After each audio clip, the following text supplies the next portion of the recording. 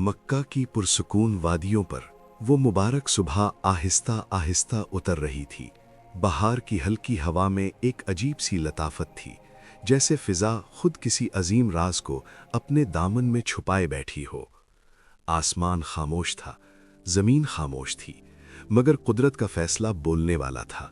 पीर का दिन, रब्बियुल अव्वल की 9 तारीख, फजर की पहली रोशनी और सूरज के तुलू होने के दरमियान वो लम्हा आया जिसने इंसानियत की तकदीर बदल देनी थी। एक बच्चे ने आंख खोली, ऐसा बच्चा जो सिर्फ एक घर की खुशी नहीं, पूरी दुनिया के लिए रहमत बनने वाला था। मगर इस खुशी के साथ एक गहरा सन्नाटा भी था, क्योंकि इस नन्हे वजूद के वालिद उसकी पैदाइश से पहले ही दुनिया से रुखसत हो चुके थे। यूं जिंदगी की पहली सांस के साथ ही यतीमी की तन्हाई उसके हिस्से में आ गई। जब ये खबर दादा अब्दुल मुत्तलिब तक पहुंची तो दिल भर आया। वो खुद भी यतीमी का दर्द सह चुके थे, इसलिए पोते की बेबसी को सबसे ज्यादा वही महसूस कर सकते थे। मगर हैरत ये थी कि इस दर्द के अंदर एक नूरानी सी उम्मीद भी जगमगा रही थी, जैसे दिल गवाही दे रहा हो, ये बच्चा आम नहीं। वो फौरन घर आए, नन्हे बच्चे को अपनी बाहों में उठाया, एक लम्हे के लिए उसे देखा। आंखों में मोहब्बत भी थी, दर्द भी, और एक खामोश दुआ भी। फिर उसे सीने से लगाए आहिस्ता आहिस्ता हरम की तरफ चल पड़े। खाना काबा के करीब पहुंचकर उन्होंने हाथ उठाए। इल्फाज कम थे, मगर आंसू दुआ बनकर बह रहे थे।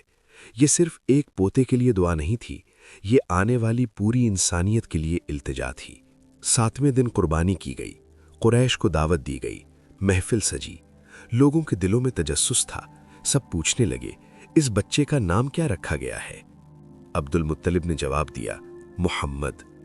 लोग ठहर गए, ये नाम उनके लिए नया था, अनजान था।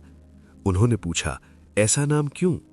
अब्दुल मुत्तलिब ने फरमाया, मैं चाहता हूं कि मेरा ये पोता जमीन वालों में भी सबसे ज्यादा सराहा जाए और आसमान वाले भी इसकी तारीफ करें। वक्त गुजरता रहा, मगर वो लम्हा तारीख के दिल में हमेशा के लिए महफूज हो गया।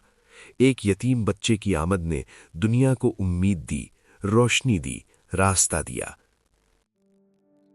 सबसे पहले उस बच्चे को उसकी माँ आमिना ने अपनी मोहब्बत भरी आगोश में लिया। माँ का दूध सिर्फ ग़िज़ा नहीं होता, वो रहमत भी होता है, हिफाजत भी, और बेनाम सी दुआ भी। चंद दिन गुजरे तो सुवैबा ने भी उसे दूध पिलाया। यूं कुदरत मुख्तलिफ दिलों को उस नन्ही अमानत की खिदमत के लिए चुन रही थी, जैसे हर शख्स को इस सादत में हिस्सा देना मकसूद हो। उस जमाने में अरब के मुअज़्ज़िज़ खानदानों का एक तरीका था, वो अपने नौमौलूद बच्चों को शहर से दूर देहात में भेज देते, ताकि बच्चे खुली फिजा में परवान चढ़े, खालिस अरबी ज़बान सीखें और सादा मगर बावकार बदवी ज़िंदगी की खूबियां अपने अंदर समोले। चंद दिन बाद कबीला हवाज़िन की कुछ औरतें मक्का आईं। उनका मकसद यही था कि किसी बच्चे को अपने साथ ले जाएं और उसकी परवरिश करें। उन्हीं में सादिया हलीमा भी थीं। मगर अजीब बात यह हुई कि उन्हें कोई बच्चा न मिल सका। हर दरवाज़ा जैसे बंद होता चला गया। वक्त गुजर रहा था और वापसी करीब आ रही थी। दिल में एक खामोश उदासी उतरने लगी। इसी दौरान आमना ने पेशकश की कि वो इस यतीम बच्चे को अपने साथ ले जाएं। ये पेशकश सुनकर सादिया के दिल में हल्की सी झिझक पैदा हुई। यतीम बच्चे की परवरिश में दुनियावी फायदा कम ही होता था और वो खाली हाथ वापस भी नहीं जाना चाहती थीं। ये एक नाजुक लम्हा था, दिल हिसाब भी कर रहा था और किस्मत दरवाजा भी खटखटा रही थी। आखिरकार उन्होंने इस नन्हे बच्चे को अपनी गोद में उठा लिया। शायद वो खुद भी नहीं जानती थीं कि वो सिर्फ एक बच्चे को नहीं, बल्कि आने वाली तारीख की रोशनी को अपने साथ ले जा रही हैं। वक्त गुजर रहा था, दिन गुजर रहे थे और दुनिया एक ऐसे लम्हे के करीब हो रही थी जो हमेशा के लिए तारीख बदल देने वाला था। क्योंकि अल्लाह की निगरानी में पलने वाली जिंदगियां आखिरकार पूरी इंसानियत के लिए रोशनी बन जाती हैं।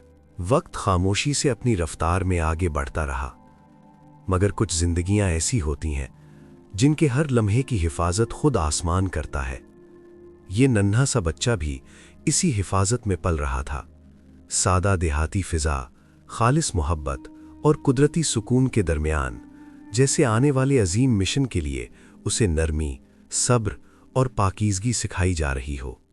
سعدیہ حلیمہ کے دل میں اس کے لیے محبت عام بچوں جیسی نہ تھی۔